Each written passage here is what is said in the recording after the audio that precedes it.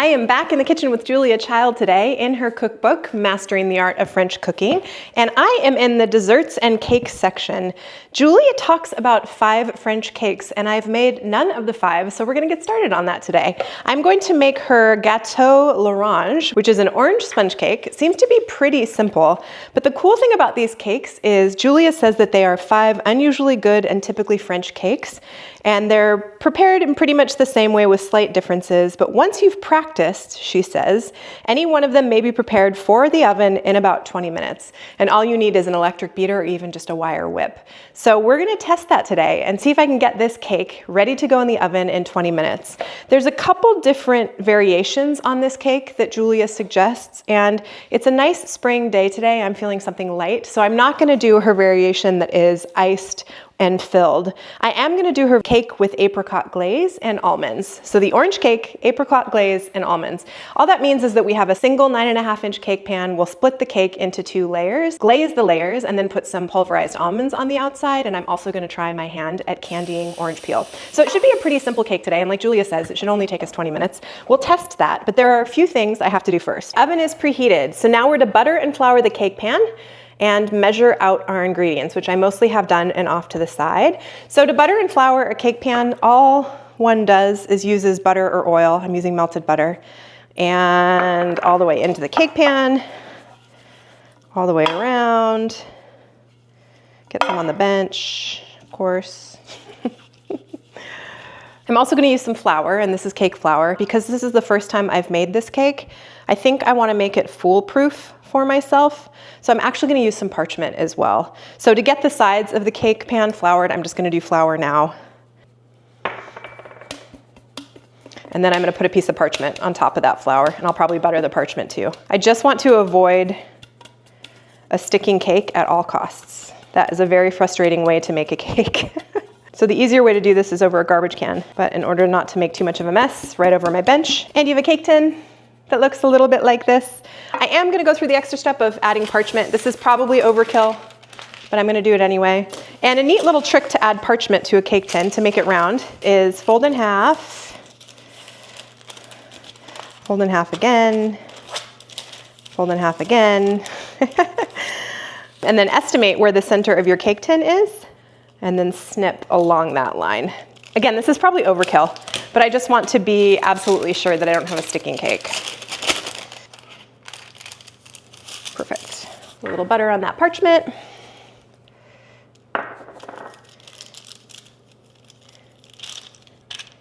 And our cake tin is ready to go. Floured parchment, every assurance that we won't have a sticky cake. It's gonna go off to the side. So next is to measure out the ingredients. And what I need is 2/3 of a cup of granulated sugar, 4 egg yolks, and I'm also gonna need 4 egg whites, the grated rind of an orange, some of the orange juice, salt, and cake flour. Cake flour is measured. Sugar is measured. Let's do the eggs. So 4 yolks, 4 whites in separate bowls. Oven is already preheated.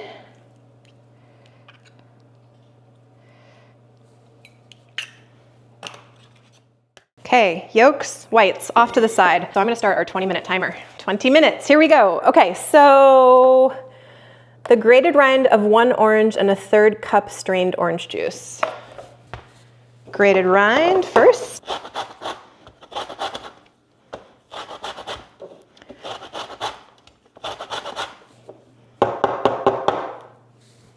Is that enough orange? Should we do a little more?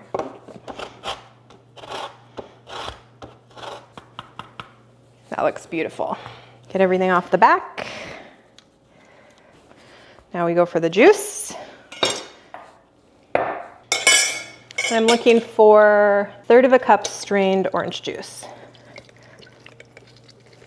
So that 1 orange gave me about just over 1/3 of a cup actually. Orange juice, orange zest, pinch of salt, orange peel, off to the side. Gradually beat the sugar into the egg yolks and continue beating until the mixture thickens to form the ribbon. So a little bit of sugar at a time.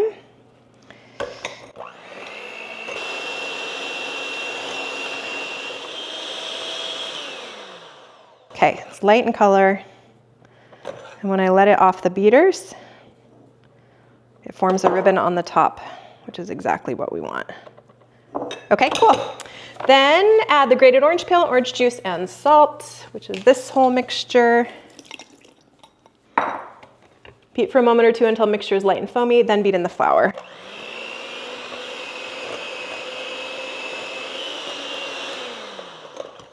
Three-quarters cup cake flour. I actually weighed it instead of just measuring it. I don't trust my scooping, leveling, packing.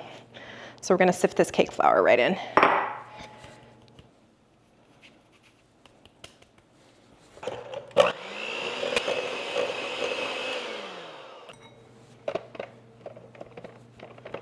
Cake flour is very fine, so as you saw, it went all over the kitchen, so I'm just gonna do this part by hand.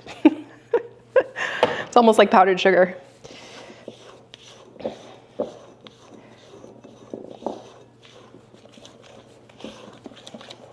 Okay, this mixture gets set aside, and we are at 9 minutes on our clock. Ah! Okay, now we're gonna do egg whites and salt together in a separate bowl until soft peaks are formed. Sprinkle on the sugar and beat until stiff peaks. Soft peak, sugar is going in. And I gotta do it. It's not in the recipe, but I'm gonna add a little bit of cream of tartar.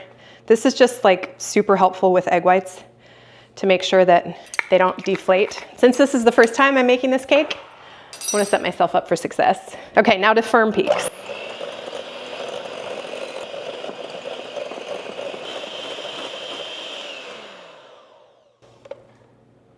Firm peak.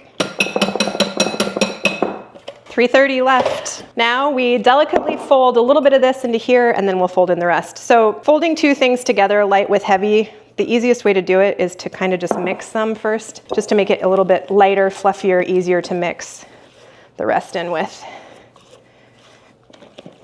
Okay, now we're gonna go rest in as gently as possible so as not to knock air out. Cut and fold. Getting down to the bottom of the bowl every time. And we're just together. So now into our very prepared cake tin. This goes. Immediately turn into prepared cake pan and run the batter up the rim all around. Bake in the middle position, 30 to 35 minutes.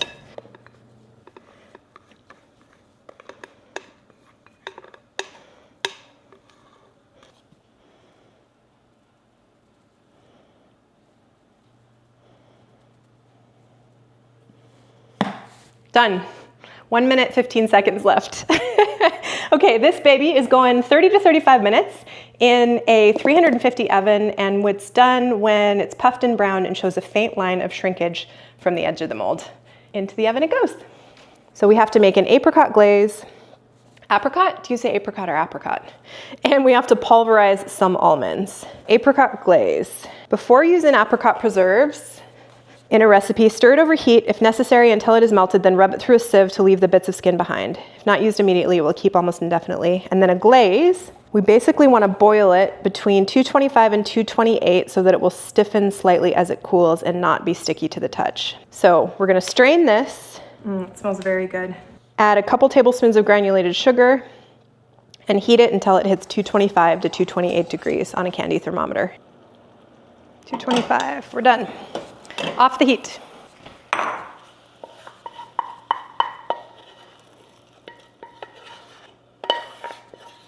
Okay, now this gets set aside to cool. Okay, we've got 2 steps left. One is pulverizing some almonds for the ring around the cake, and the other is candying some orange peel. I've tried to candy lemons before, it didn't work very well. I candied whole slivered lemons.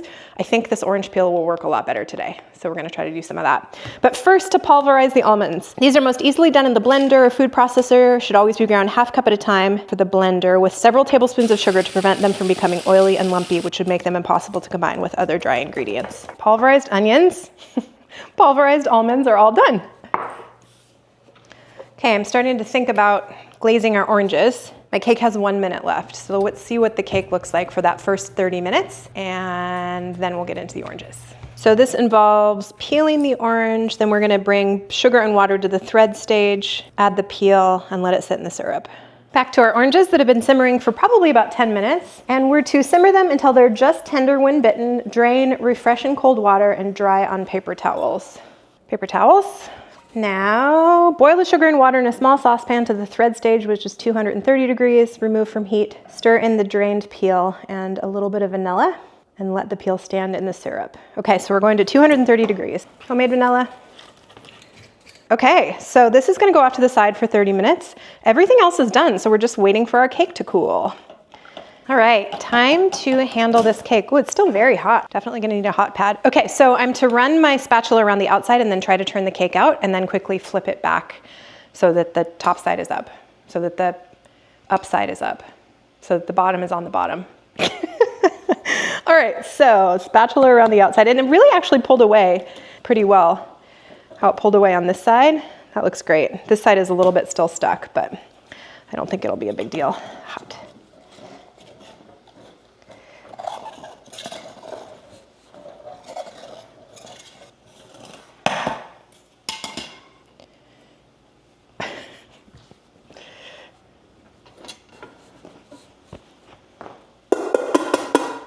Yay, we did it. Oh, it looks great. So now we need to let this cool completely. Okay, now with the serrated knife, I'm just gonna split this cake in half. So I'm just gonna first do a little line all around the outside, try to meet my line on this side. And Julia recommends that we cut a little bit of a notch in one side, just so we know how to line the cake back up with itself. So I'm just gonna go ahead and cut a little line so we know where we are. Next step, brush off any crumbs and paint the cake with a coating of apricot glaze. I'm actually not sure that I was supposed to cut the cake now that I'm thinking about it. There's a picture of cutting the cake in half here, but this decorating the cake with apricot glaze and almonds, yeah, it doesn't look like she split this cake, but we did, so we're gonna just work with it. Ooh, look how pretty that is. What a pretty inside of a cake. So this is my apricot glaze. It needs to be warmed up a little bit. It really is thick, so I'm just gonna toss it in the microwave for a couple seconds. There we go. It's looking way better. Because I don't think I was supposed to split the cake, I'm gonna leave it a little bit thick, so hopefully it will glue the cakes together.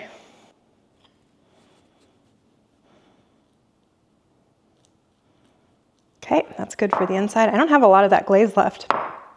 I'm glad I made more than the recipe called for.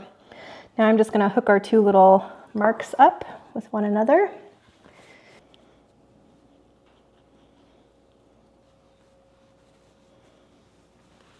We'll squeak what we can out here for the top.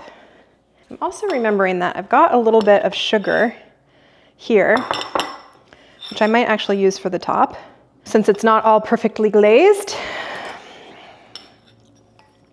Yeah, this is a good maneuver. Now we're gonna take the step of trying to get the almonds on the side of the cake without it falling apart. Ooh, she's sticky. Okay, holding the cake on the bottom. Ooh, very sticky. Oh, look how pretty, it's working. That's exciting.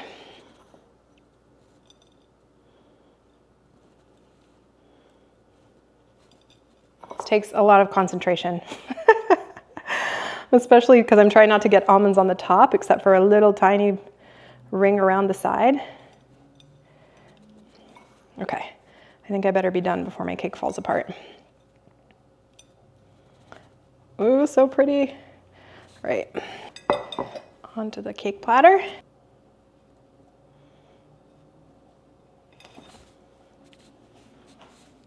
Yay, that looks pretty nice, actually. I have a lot of leftover almonds. Okay, I'm gonna clean this mess up a little bit and then come back for the final decoration. It looks really pretty. This is a really pretty kind of rustic looking cake. Last step is just to put on the candied orange peel.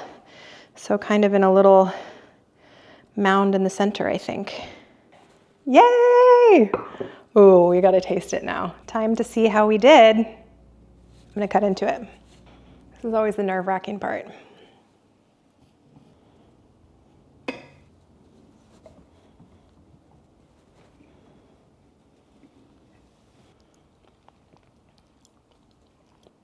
Looks like a pretty little cake. Yes, please. I want more of this cake. It's very light. I really like how light it is. I think sometimes for me, buttercream or fully frosted cakes get really heavy really quickly, and it's a cake that kind of puts me over the edge and I'm kind of done for the day. This is a nice like afternoon tea cake. Really light, super citrusy. The glaze is very nice. The almonds actually add a lot, And I might consider covering most of the whole thing in almonds because those bites were my favorite. But Julia did it again. This is an amazing cake. And I'm excited that I'm now 20% through successfully her 5 famous French cakes. So that's it for me today. Just wanted to give this gateau l'orange or orange sponge cake a try. And I'm thrilled that I did. Julia does it again. Thank you so much for being here today. I appreciate it. Please subscribe to the channel if you'd like to hang out and see more. If you liked this video, give it a like, and I look forward to seeing you here next time. Cheers!